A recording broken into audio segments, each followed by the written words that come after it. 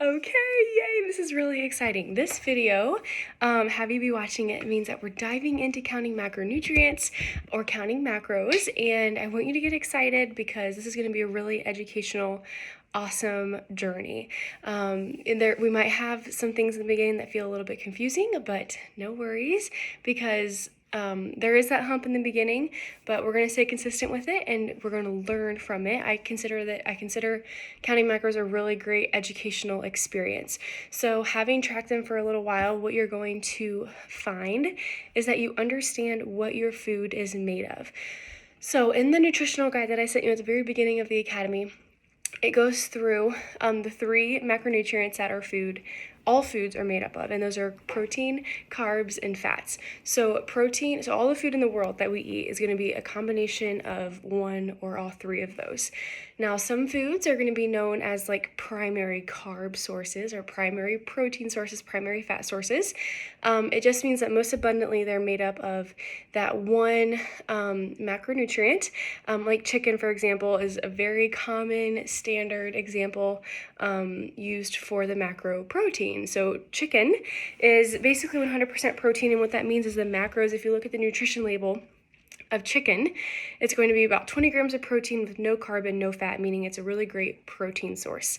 So when we approach counting macros, and I'm just going to address this really quickly, you might have heard before the term if it fits your macros. So what that term means is that you have these target numbers that you're trying to approach every day. You have a certain amount of protein, carb, and fat and calories that you're going to try to hit every day. And as you try to hit those calories and those macro targets, you can basically eat a variety of a lot of different foods without categorizing foods as good or bad. But as long as it fits your macro targets at the end of the day, you are on track to lose body fat. And so this approach to food and nutrition I think is really great because you can include a variety of everything that you love while prioritizing nutrients and whole foods, because that's going to allow us to function optimally and have good digestion health and brain health and all of those fun things, heart health, it all goes together. So if it fits your macros, is saying you can have a variety of everything as long as it hits your macro targets at the end of the day. Thumbs up, good to go. We're on track to reaching our goals. So that's that is what counting macros is going to allow us to do. So we're going to use the MyFitnessPal app to track our calories and our macros. And in the MyFitnessPal app, if you go to your settings and under your goals tab, you can adjust the targets. And so if you are new to MyFitnessPal, which if you're watching this video, I'm assuming that you are, we're going to download the app. It's probably going to ask you a series of questions, and it's going to make target numbers for you based off of those answers. You might find that those target numbers are similar or maybe a tad different than the target numbers I give you. We're going to go ahead and start with the target numbers I give you, as I encompass a lot of other things as well. And what's going to happen is as you eat your food every day, you're simply going to record it in the app, and you'll see your numbers start tick away, right? After every meal you eat, after every snack you record, you'll see your numbers start to tick away. And the first week-ish, 2 weeks, you might find that it's a little bit confusing understanding as you figure out how to log different types of foods or how to use the app, and that's all normal. And if you feel like you have a certain question about anything that we don't address in this video, always feel free to reach out and ask me. But that is a common part of the experience. We're just going to work through that. You're going to feel like a pro at the end of this, so just keep at it. So what's really cool is that on any food that has a barcode, which is going to be a lot of your food, anything that has a barcode, you can simply, when you're logging your food and you press that plus icon, there's a barcode option. Click the barcode option, and I'll show a demonstration here. And you can simply scan the barcode and it pulls up the food right away. So that is an easy way to record things like anything like prepackaged, like granola bars, or like crackers or bread. It's a really easy way to record those foods, and even things like anything in a jar, or in a box. If you're eating something like a fruit or a vegetable, that's just like produce, it doesn't really have a barcode. I guess some do. But if it doesn't have a barcode, you can simply type it in the search bar. If it's a banana, you can just type in banana, and it will probably pull up as a medium banana. good to go there.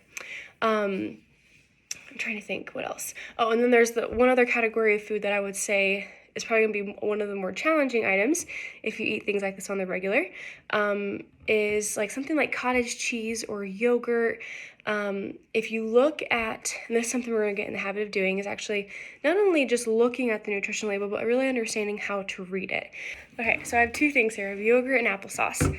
And on the yogurt nutrition label, and I apologize that this is backwards, but what I'm reading here is that there's 5 servings in a container, there's 5 servings in here, and each serving size is 3/4 of a cup or 170 grams. So as I'm serving myself this, let's say I'm at home and I'm making myself a yogurt blueberry granola snack, if you have a food scale at home, you can put your plate on the food scale, zero it out, put your bowl on there, and then scoop your yogurt in until the scale reads 170 grams. And more than likely on your scale, you can kind of jump back and forth between units of measurement. So that's one way to record it. Another way to record it is to measure it the first couple times, the 3/4 of a cup, that's my serving. Actually measure it and really pay attention to that visual and what it looks like. So the next time you serve yourself it, you can stay on track with that as well. So as we walk through this journey, it might be a little bit overwhelming to start with the food scale, so we don't have to start there. But eventually, as you become more comfortable, we can absolutely dive into the food scale, or you can start right now with the food scale, either one. But if you don't feel comfortable with it now, you can always dive into it later as you become more comfortable. But I just wanted to show you an example of how the servings can be they'll be a little bit different on some things. So like this is another example with the applesauce, very similar to the yogurt, like as far as like consistency goes and the way it's labeled for serving size is 1/2 cup or 126 grams. So I can either use my food scale and scoop the applesauce in until it says 126 grams, or I can measure 1/2 cup and eat it that way as well. And then the last thing I think is a little bit confusing for some people is meat. So meat is measured in ounces, and so if you are cooking chicken breast, you buy a bunch of chicken breast at the store, and it says the serving size is 4 ounces. 4 ounces is about the palm of your hand here, maybe a little bit bigger. That's about 4 ounces of meat, or 1 scoop with a traditional size serving spoon is also a really great way to measure about 4 ounces. And if you want to be even more precise, we can do the food scale again. So you can change that unit of measurement to ounces, and just put chicken on your plate until it says 4 ounces, and you're good to go. Things like deli meat, if you eat a lot of deli meat, that sometimes is in servings of slices. So it might say 1 serving of this turkey breast is 4 slices of this deli meat. So in that case, you would just do your 4 slices of meat, and that would be a serving. If you do 6 slices of meat, then you're eating a serving and a half. So you just want to change that in the app. But again, I think just a good starting place is understanding to log your food every day. Understand that you're gonna have some questions in the beginning, and you can reach out to me with those. I addressed some of those common questions here just now with the units of measurement.